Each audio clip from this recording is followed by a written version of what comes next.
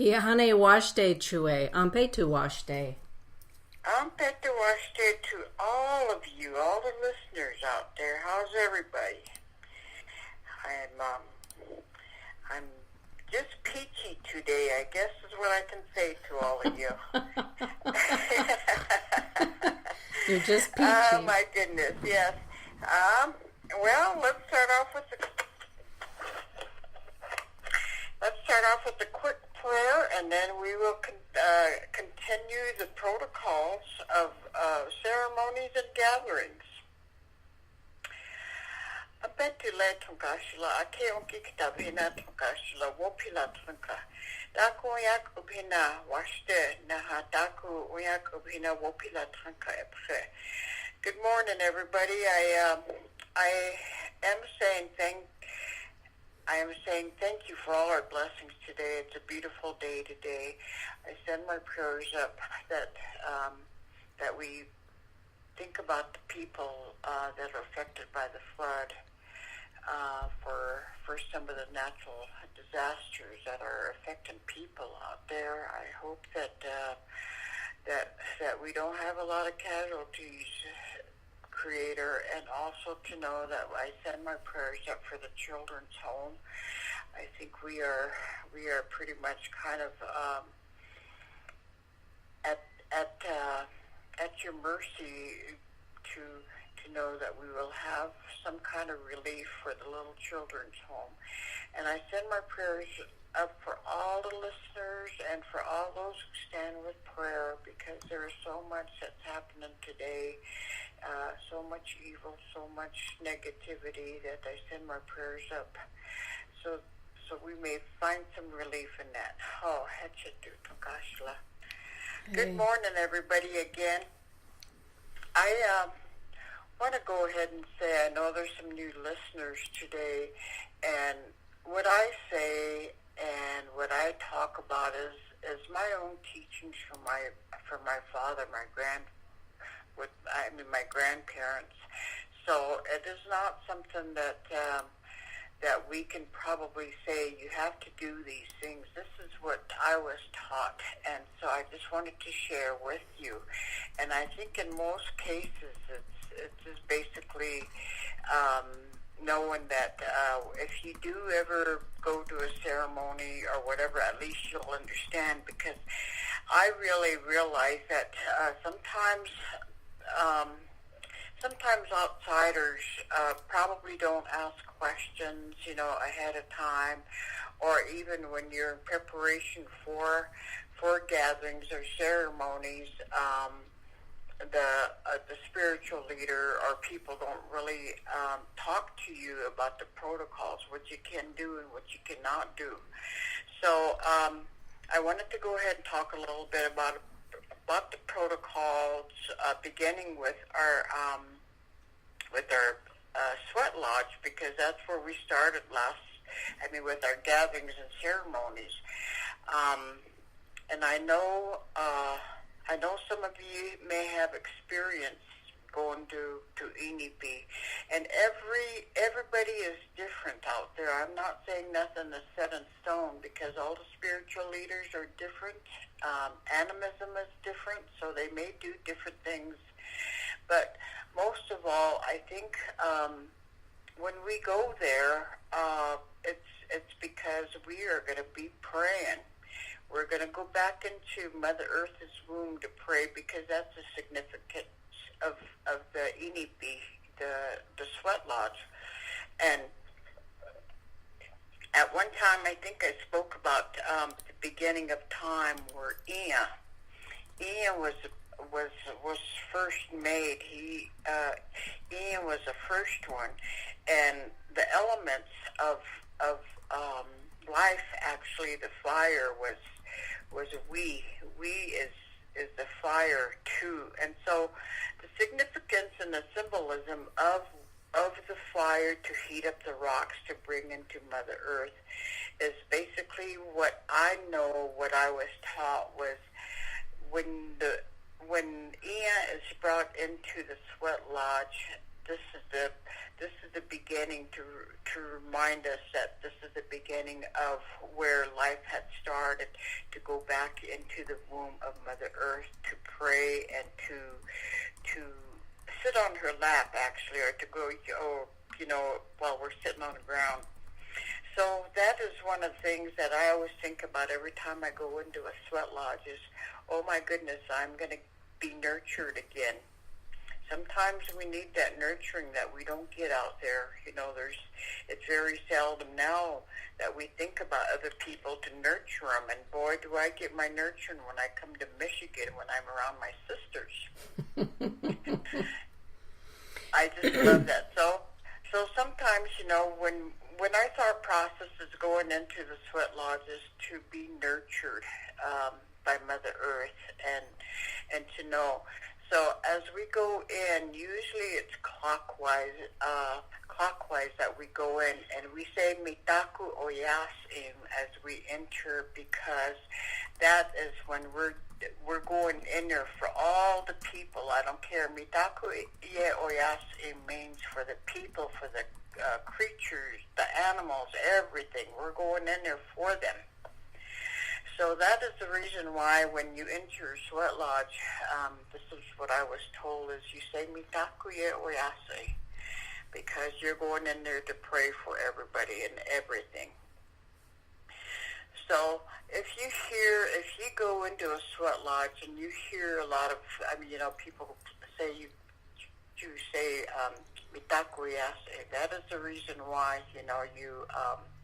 you pretty much know you're going in there to say prayers for everybody, everything.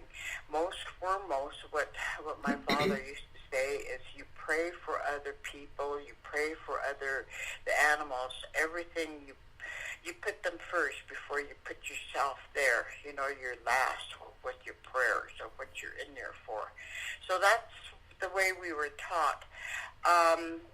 Denise, I'm not really sure if Ivan explained to you in regards to when he was putting all the tobacco ties around the inipi the night you went in there. Oh, for my hamblecha? Yes, Yeah, Ivan Looking Horse does such a beautiful job of explaining and teaching, and he's a very, very good teacher.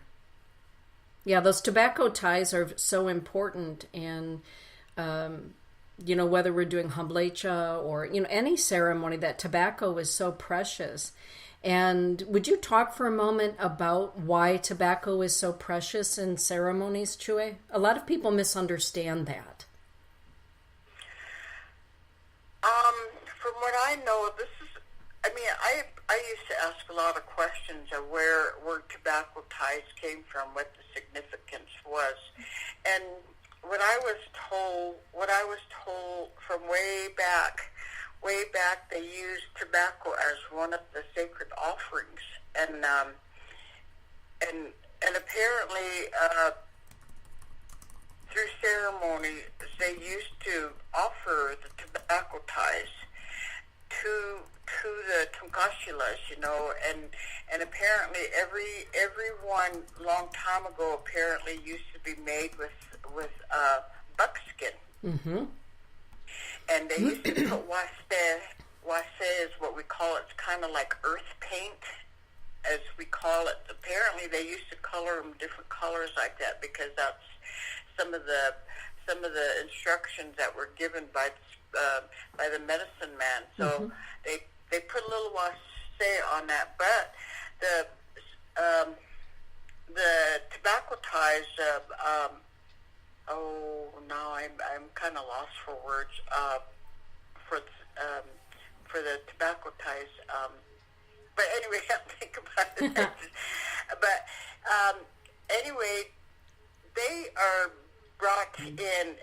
Anytime you come in to a ceremony, you're instructed to bring a number of ties.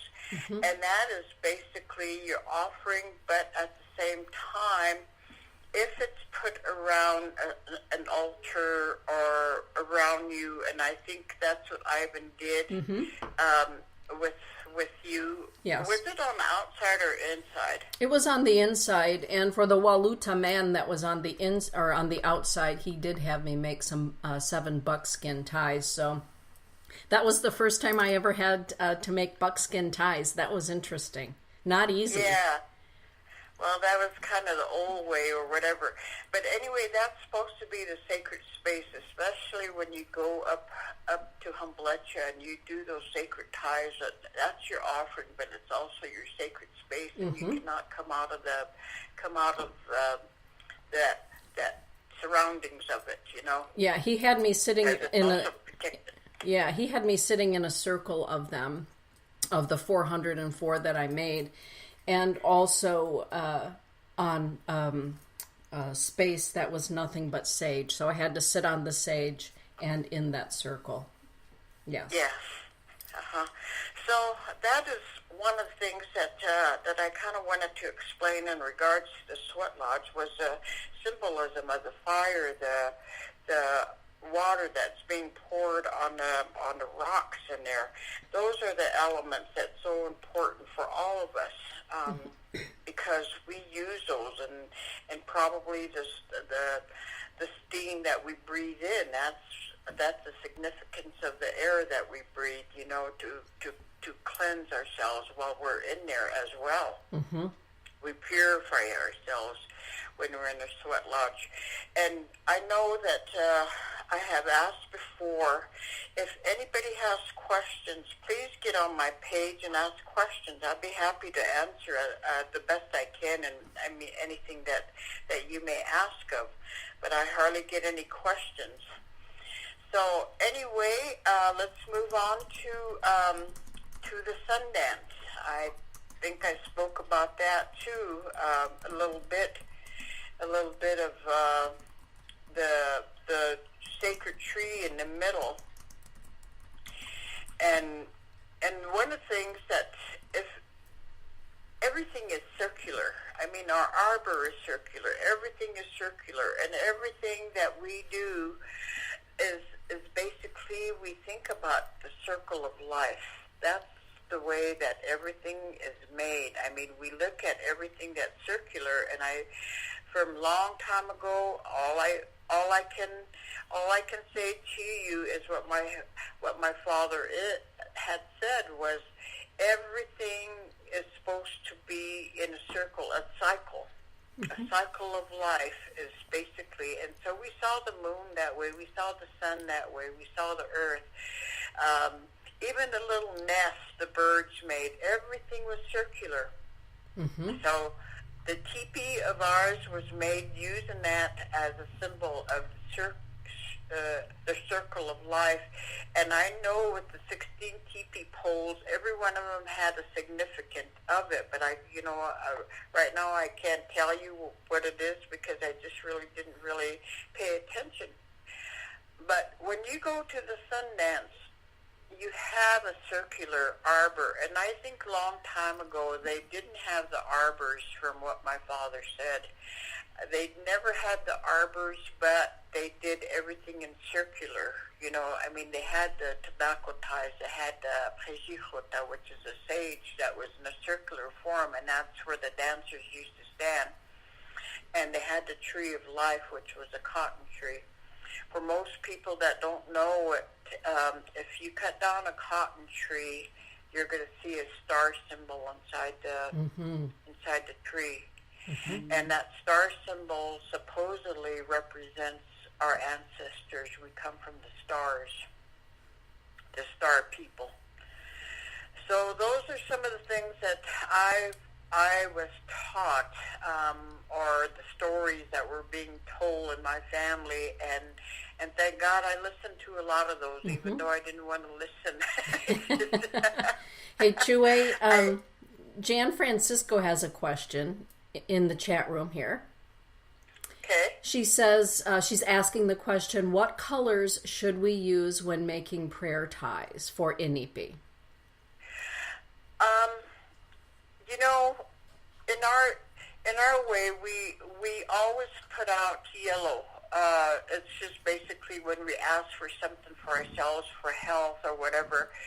So that is the main color. But then, depending on if you're going in for a serious thing, like health issues or something real big, significant, then you will be instructed by the medicine man or the spiritual leader that is conducting the ceremony or the healing ceremony. Mm-hmm. Now, when it comes to healing ceremonies, you have three ceremonies, and one is Lowampi, which means it's a sing. Mm-hmm. Uwipi is where the medicine man is tied up. Mm-hmm. And then you have a third one, and that's basically just, you can't even remember it. My mind is going blank here. But anyway, there's three forms of ceremonies, and those are just some of the things that everybody instructs you accordingly to their animism, their beliefs. So the best thing for everybody to do is nobody's going to come and tell you, because I think in our way of the Lakota people, we think that you already know, and some of us do know what we need to do, but again, we have lost a lot of our ceremonies because it was taken away from us. We couldn't practice it. So a lot of people are lost. And then for the ones coming to the ceremony, it's always good to go ahead and ask questions. Mm-hmm. That way you will be instructed, and it's okay to ask questions. Absolutely. But that is one thing that I don't think people really realize. It's okay to ask questions, you mm-hmm. know, and if they don't know it, they'll refer you to who does. Yes. So that is one of the things, the protocols going into ceremonies are UEPs and even the sun dances. A lot of times, there's some beliefs that you just can't take cameras, you can't record anything, because the belief of it is you don't mix modern technology with the old. Mm-hmm. And also there was a belief a long time ago, which somebody still adhere, is that it's a sacred ceremony which should not be put out there. Yes. Chue, would you talk for just a moment while we're on the subject of ceremonies and protocols? When we go to ceremonies, in my NEP, women always wear, NEP dresses or a skirt, something of that nature. But also when we go to sun dances, if we don't have a skirt with us, typically we do, we might wrap a shawl around our waist. What is the purpose, as you were taught, for us women wearing the NEP dress or a skirt, being modestly dressed? I mean, we don't sweat naked. Not in my NEP anyway. Oh, when those rocks get that hot, I wouldn't mind thinking about going in there naked. Oh, Lordy. One of the significance of wearing a dress, and it's not a feminist issue or anything, it's out of respect from long time ago. They say the buckskins. I mean, long time ago, the ancestors wore buckskins, but always there was strip alongside the buckskin that touched the ground. Mm-hmm. And one of the sacredness of wearing dresses is the symbol that you should always touch Mother Earth as you walk, because as women we are connected to Mother Earth, and we should remain sacred. So out of respect of knowing that we go into an arena of a ceremony or sun dance, we wear a skirt, and I know that with the development and the evolution of life, this is some of the things that I know we wear pants, and I know somebody had said one time at a ceremony, is you women wear skirts and dresses, and it was kind of like an order, and I had thought, of course, that yes, that's appropriate, we know what we're supposed to do, but what about the time now when women are both the role of, they take on the role of a mother and a father. Mm-hmm. Shouldn't she be allowed to wear pants, But I think overall it overrides the sacredness that we should keep as women, is to know that that when we're going into a sacred arena, we should always remember Mother Earth, that we should keep in touch with her, and that is one of the reasons why I always say, get in touch with nature. When you got negativity around you, or you don't have good feelings and you're depressed, go out in nature, take your shoes off, walk and touch Mother Nature. Absolutely. I once had a woman who came to NEP, and she started taking her clothes off before coming into my lodge, and I looked at her and I said, there's a dressing room that you're welcome to use to get into your... She said, well, no, don't we go in naked? And I said, no, so maybe there are places where you do, but we don't do that here. I don't know. Well, that's the sad part of it, because, again, with I don't even know how to say this, but with the bad intentions of some of the people that say they're spiritual leaders or they're medicine men, have in the past, because we hear stories that they take advantage of women in the sweat lodge. No one should go into a sweat lodge, accordingly to what my folks have said, is nobody should go into the sweat lodge, not a woman alone with a man. Mm-hmm. And in the past, we hear stories that's what happened. Well, that's not really good intentions of a person that's doing that to someone that doesn't know about going into a sweat lodge. Right. I just had to toss that in there because, well, at least not in the way that I've been taught or you've been taught. We don't sweat naked. Yes. So. And that should never happen, is when you're asked to go to a sweat lodge, or you want to be by a medicine man or somebody by yourself. We had that one lady, remember I was telling you about her, that she asked, and I had to say, this is out of respect, that you don't do that. It's, right. People are going to talk. Yes. Yep. So, anyway, let's move on to our fun gathering of the naming ceremony. Yay. Oh, that is hard work. I tell you, long time ago, long time ago, you just couldn't get a box of cake mix and make your cake, or go out to the store and buy pies, because long time ago, as I remember, what they did was everything was made from scratch, and it took days of preparation for the food. Mm-hmm. So the main thing of any naming ceremony or hookah ceremony is making a relatives. The main purpose is to have that gathering so people can witness, and from this day forward, you will know that this person has been made a relative, or this person was given an Indian name. Mm-hmm. And so, if you remember when some of the guys got out there and they said the name and they said ha ha hey, 4 times. You send that out 4 directions so everybody knows, and you're sending out to the spirits when you have a naming ceremony. And in some cases we didn't have that because we were going under somebody else's rule, but mainly that was one of the old ways that they used to do that, and I was so happy to see that. It was a beautiful ceremony.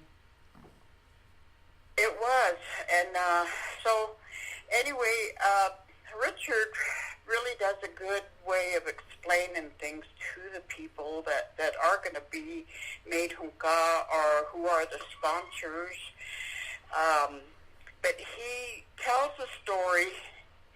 He tells a story of how he learned as a young person too. Just like, Barb and I, we grew up with it. Some of us are very traditional in regards to how things are done. Mm-hmm. And so when he was out there, he was explaining the things that he had learned and the old ways of doing things, and why the reason why you do these things is apparently a long time ago, hunka ceremonies used to be when through the act of when somebody lost a family member, like in battle or through death or something, then they replaced somebody with another person. Mm-hmm. And so that was one of the things that I know of saying, that you make hunka ceremonies. And like my mom said, she said she was orphaned at 8 years old, and they had made her hunka because somebody was taking her in as a daughter. Uh-huh. And so that hunka ceremony is basically, it's a lifelong gesture. It's basically long time ago. This was, you are forever related to that person. And just like part of the family, everything that you know, what you do, is you're going to include that person. Mm-hmm. You're stuck with me. Mm-hmm. and then the naming ceremony, they say, the naming ceremony, the name that's selected basically is one that you pretty much held a little bits of the character, the personality that you see with that person to the other person, and that person pretty much preys on it, sleeps on it, and they all come together. The parents, the sponsor, and maybe even the grandparents. They all kind of come in with a name, and they select a name because the name should also guide the child or the person. Mm-hmm. To remember what they stand for. So for you, it's Blue Thunder. Yes. Woman. Yes. And so there's a significance in that. Little Taco's Maddox, the name that was given to him. Everybody has like names like Bear, Eagle, or whatever. But this was kind of nice because his name was Wichachpi Oloma, which means a star song. Yeah. That gives me goosebumps when I hear it. And we had another name, actually. Jeff had another name, and it was something about Crow, because he said they're smart, intelligent, but he said, I'm still working on it. He said, I'm still praying on it. Mm-hmm. And he came, and he said, Dell, he said, I had a dream, and he said, it's got to be Wichachpi Aloha. Beautiful. And so he said it's basically, he said that he's tied to his ancestors, your ancestors too, and just because he's a happy little guy, he's always going to be a happy little guy, and he sings and everything, so he said he's going to bring a lot of song to people. Mm-hmm. Nellie is making a really wonderful comment in your chat room. I'd like to share it with you, Chue.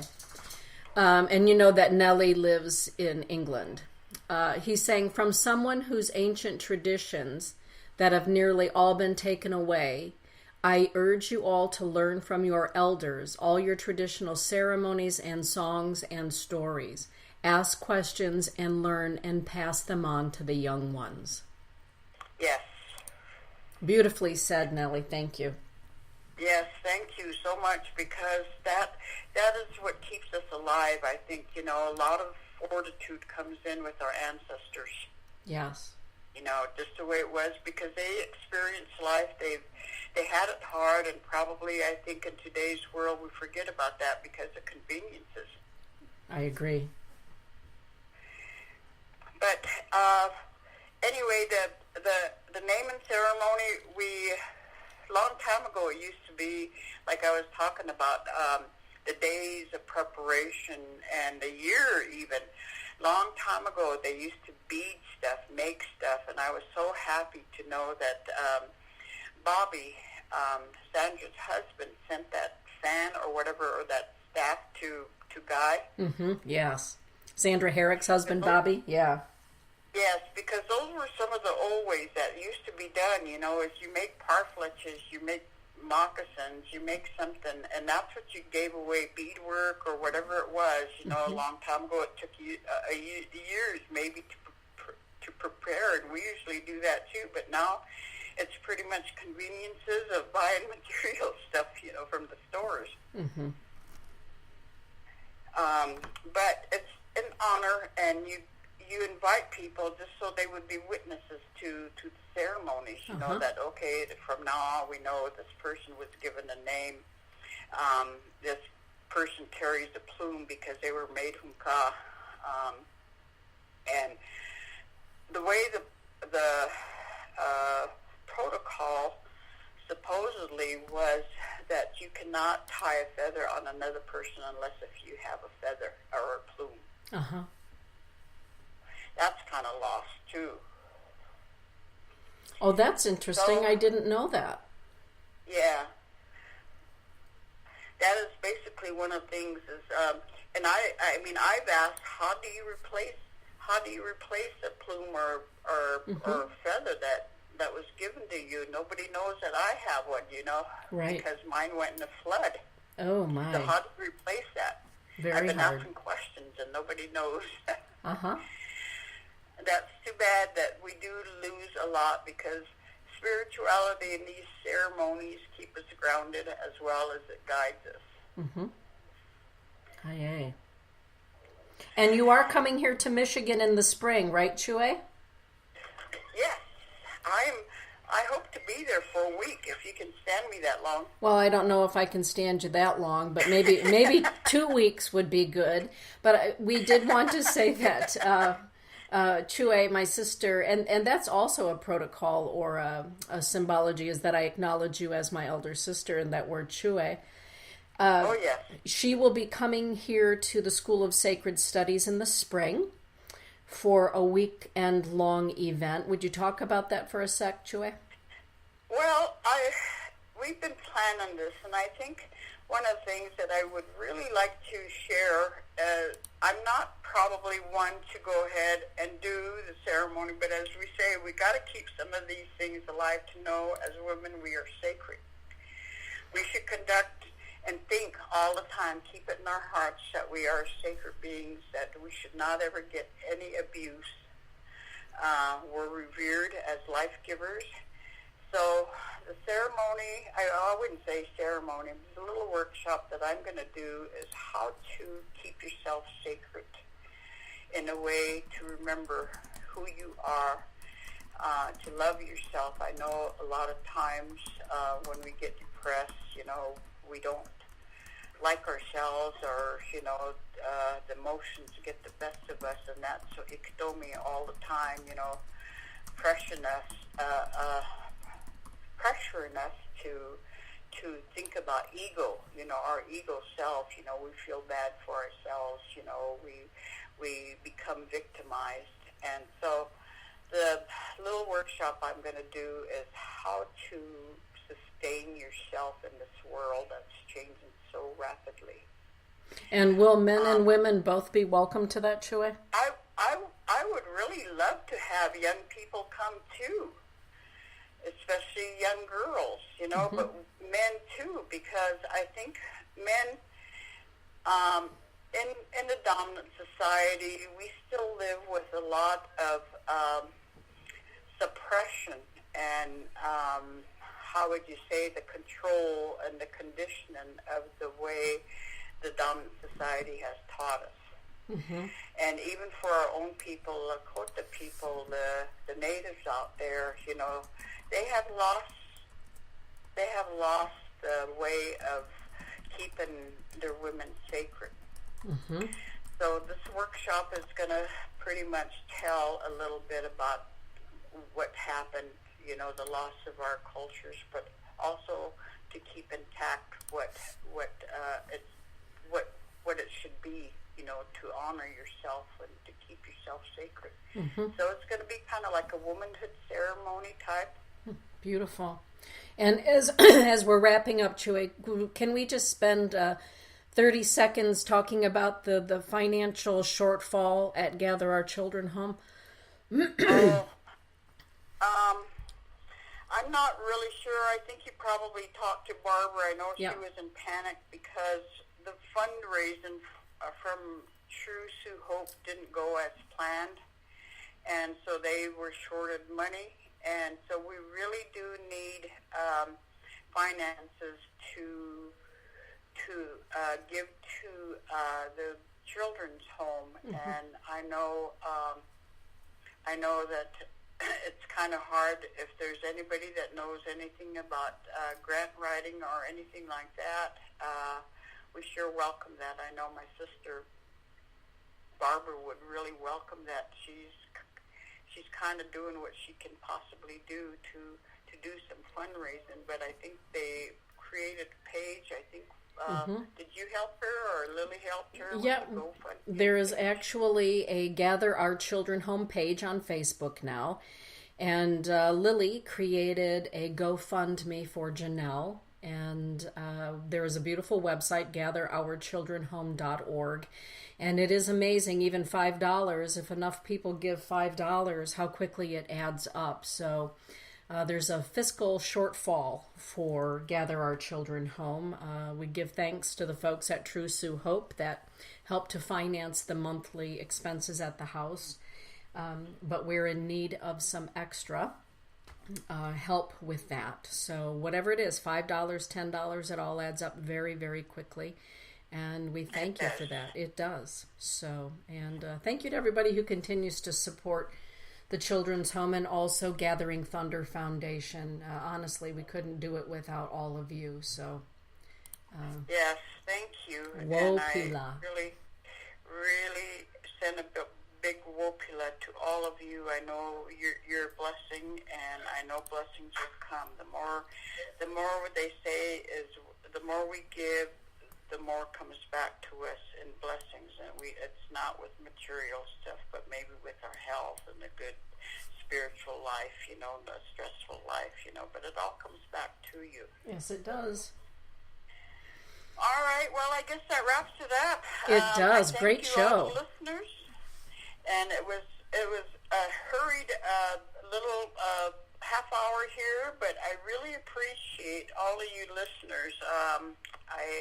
I'm looking forward to seeing a lot of you when I come in the spring. Yay. Have a beautiful day, Chewy. Thank you, and you all have a good day, too. Bye-bye. Bye-bye. Oh, I should say, Doksha Ake. Doksha Ake.